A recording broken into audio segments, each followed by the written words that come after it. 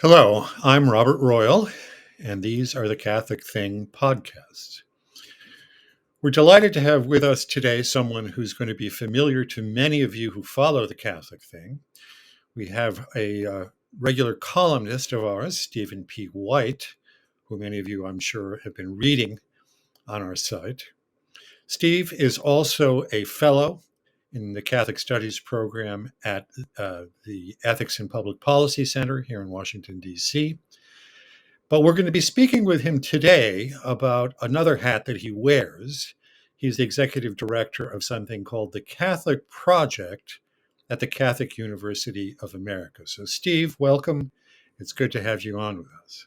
Thanks for having me on, Bob. Steve, I'd like to start out by asking you because although I've known about your activities with the Catholic Project, I don't think many people do, and I myself don't know it in very great detail. Can you tell us just a bit about what it is, how it got started, and what you've been doing lately? Yeah, so the history of the Catholic Project goes back to the unhappy summer of 2018 into the autumn of 2018, when sort of the latest iteration of the abuse crisis really broke in the church in the United States with the McCarrick scandal and the Vigano letter, and we remember those times all too well. Then President of Catholic University, John Garvey, thought that this being the Bishop's University and the official university of the Church in the United States, there was an opportunity, but also a kind of responsibility to do what we could as a university to respond to that crisis. The gentlemen who normally would take up a leadership role in the church at a moment of crisis were a bit busy at the moment. The bishops were a bit bruised in their capacity to lead credibly at the time. But there was also a lot of animosity and sort of friction in the church. People were upset. People were confused. People were very angry. So he thought that a measured response, a balanced response, a faithful response, and a response that didn't look for antagonism between laity and clergy was something the university could do. So under his leadership, there were a couple of different programs that the university started. And there was sort of this little flock of initiatives that started. And he realized at some point late that year that he had a day job running a university. So he brought me on board to help run this, which became the Catholic Project. So I came on board almost 5 years ago in early 2019. And at first it was a bit like building an airplane mid-flight. We had academic programs we had going on. We were starting a certificate in child protection and safe environments. We had conferences that we were hosting. We had the idea of we wanted to make a podcast, which we ended up doing. Crisis was a podcast that got over 250,000 listens and downloads at this point.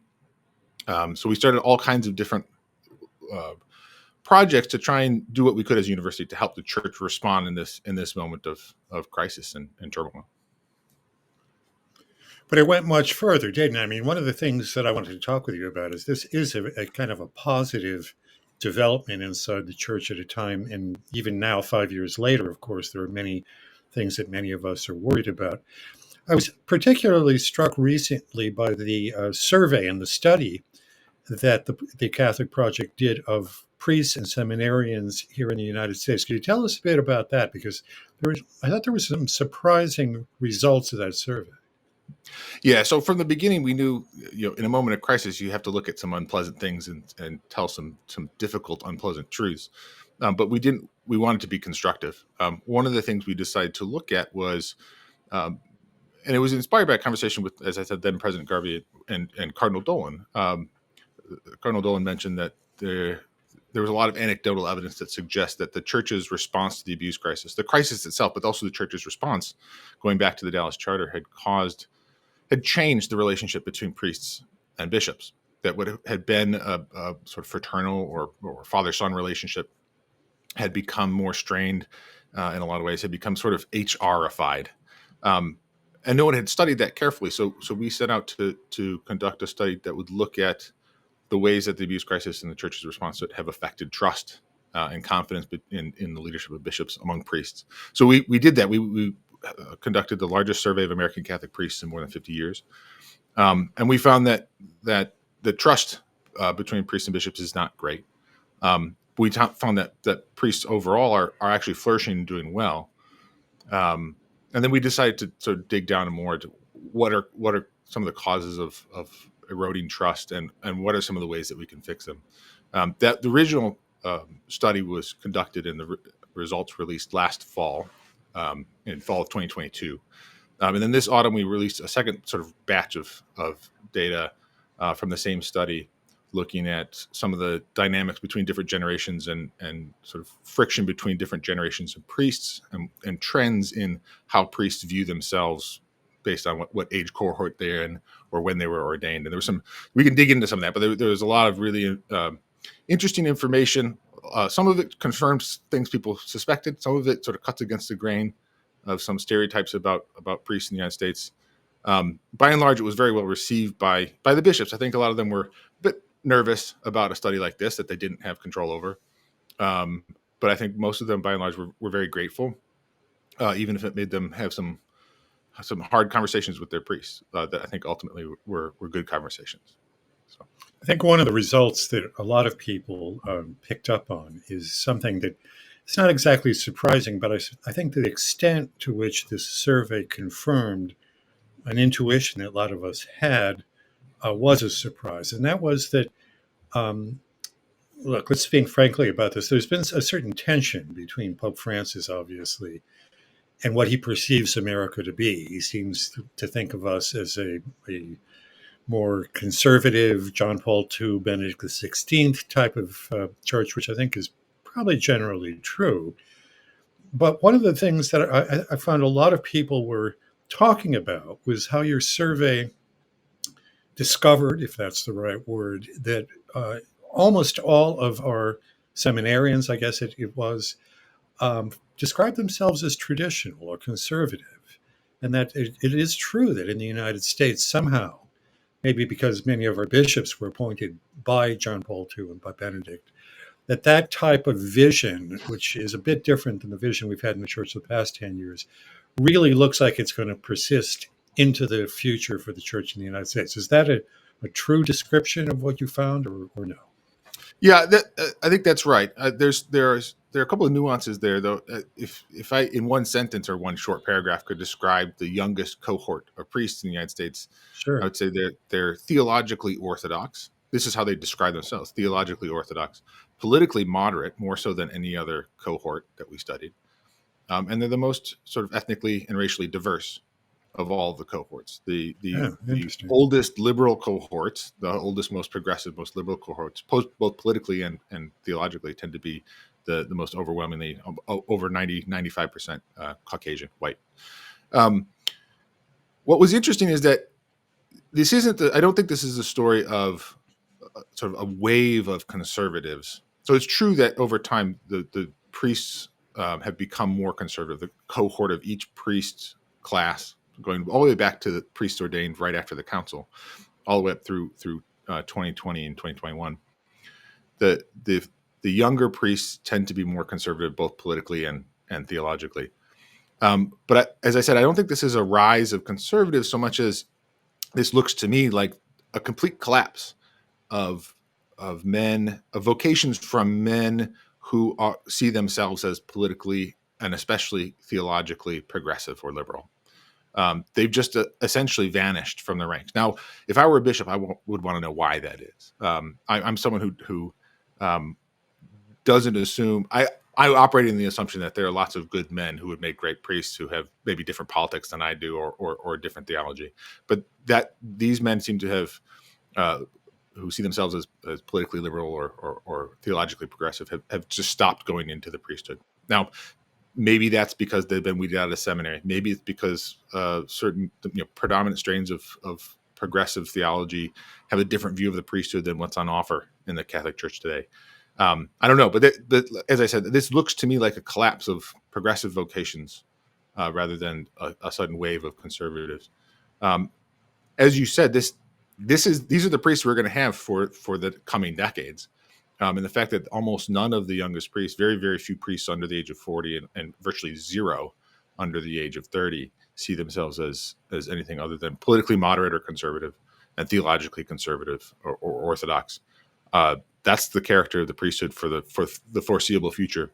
It's also interesting that this isn't a new trend. It's very consistent going back like I said, all the way to the cohorts ordained right after the council. So there's no inflection point where you could say, oh, there's a shift with John Paul II, or there's a shift with Benedict XVI, or a shift with Francis. This seems to be a decades, almost half century long trend.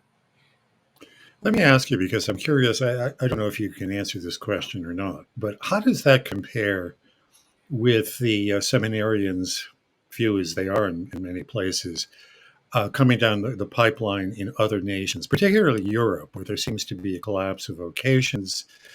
One tends to think that the people who are the most passionate about the church are going to be those who take very seriously what the church has to teach and what it has to offer. Did you do any sort of cross-national, international comparisons? We didn't, and we didn't interview seminarians. We only surveyed priests, so some of them were very young and newly ordained. But I asked this question myself. I said, if I was, as I mentioned, if I was a progressive bishop, or a bishop who's concerned about a lopsided presbyterate, I would be wanting to know where did these men go, and what might we do to find good vocations from places that they're not coming from now. A friend of mine pointed out that there are places where the bishops don't seem to care one way or another. There was in the run up to the synod, or during the synod this past fall, there was a German bishop who's pointed out that he has virtually no vocations, hasn't for a long time, and his response to that isn't to sort of change course; it's to change the priesthood. So that the response to that acute crisis in vocations doesn't seem to be provoking the kinds of questions that I would be asking. One interesting thing to look at internationally, I know, and this isn't from our study, but just in general, is that for a long time, through much of the 80s and 90s, Poland was really the powerhouse of vocations in Europe. As much as a third of the priests being ordained in Europe were ordained in Poland. Vocations in Poland have trailed off and are declining, as much as they are in a lot of places, though they're much more robust. Poland's not making up for the difference anymore the way it was 20 or 25 years ago. And I think that's something to watch. I mean, it's not inconceivable. In fact, in some cases, it's already happening that New World or Global South priests are coming back to Europe as missionaries, just because there aren't enough homegrown priests, even for declining flocks in large parts of Europe. Has your program, I think when you and I were speaking some months ago, you once talked about how the program also was meant to have some impact on the Catholic University of America campus itself. Has there been any, can you, I mean, we're all trying to bring forward the Catholic principles, to evangelize, to make them living in as many different contexts as possible.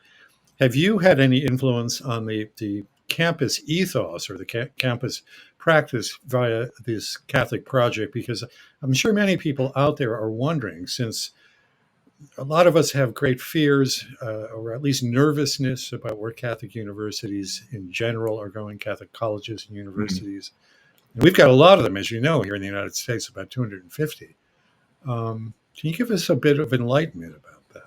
Yeah, the Catholic Project doesn't work a lot with students. We've done some programming with students in the past, but most of our work is with the faculty or odd extra. I've been very pleased with the way the new president, Peter Kilpatrick, has sort of embraced the Catholic Project. We're doing a lot of work right now. He's tasked us with sort of helping to organize the university's sponsorship of the upcoming Eucharistic Congress in Indianapolis, which the university just recently announced we're going to be a major sponsor of that, sort of planting our flag. I think that Catholic universities could be a major presence at that event. Says a lot about the direction of Catholic University and how far it's come in recent decades. I see a lot of good things going on campus.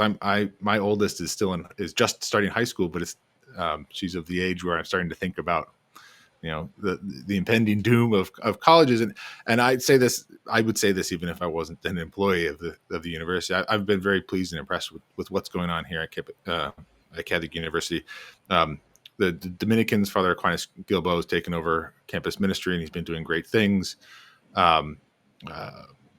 We've got a new dean at the School of Theology and Religious Studies, Joe Capizzi, who a lot of our viewers might know and recognize. So I'm really good things are happening at Catholic University, and I expect them to continue. That's really encouraging. Great, great. Listen, our time is growing short, but let me put one last question to you. What new things should we look for that are going to take place in the program of the Catholic Project? And to ask you an impossible question, what would you like to see happen in the church in the world that you're going to be putting some effort into trying to make a reality? Well, I'm going to take the easy way out and answer the first part of that question and sort of hint at the second part. In the coming years, I'd love to see the Catholic Project become sort of an in-house research institute that does long-term research on challenges facing the church in the United States, in particular in the United States. Our priest survey, I think, showed that we could do that and do it really well. We're sort of the perfect place for it. There's lots of questions that a lot of dioceses and parishes are facing. What happens not just in the next 18 months or to get us through the next fiscal year, but there are a lot of major shifts in the church demographically, in terms of management and structure that are going to take place over the coming generation. And I think an institute that looks at diocesan restructuring, the challenges of bankruptcy, evangelization in a shifting secular environment, challenges of sort of shifting expectations for incoming Hispanic Catholics and how that changes the church in the United States. A lot of these questions that people don't have the time or the wherewithal to look at in concrete detail.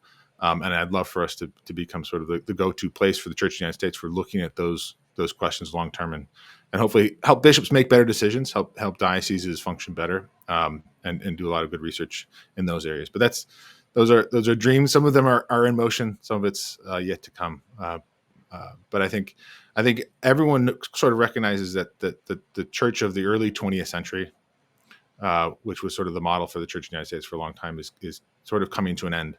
And no one's quite sure what happens next. And I think it presents a lot of challenges, but also opportunities for good decisions to be made. As I was saying to someone today, it's important for dioceses to be solvent, but the purpose of a diocese is not to be solvent. We have to proclaim the gospel, and finding new ways to do that in a challenging environment, I think, is exciting and work that could keep us busy for a very long time. Well, Steve, thank you for your time, and thank you for everything that you're doing. You really are a kind of a hopeful beacon at this point when there seems to be so much darkness and turmoil swirling around in the church and the world. And I encourage people to look to your website, which is is it the CatholicProject.org? Yes? CatholicProject.catholic.edu. CatholicProject.catholic.edu. That's exactly right. And let me just say also, if you want to read more by Steve White and other luminaries, you can also subscribe to The Catholic Thing, www.thecatholicthing.org. You can subscribe for free, and every morning you will get into your inbox a brief, because our charism is brevity. We know that many of you have so much to watch, to listen to study. So you get a 1,000-word essay on some Catholic topic every morning for free. We don't discourage donations, but you can subscribe for free to The Catholic Thing. So thank you, Steve. Thank all of you for watching and for listening, and we'll see you all again soon.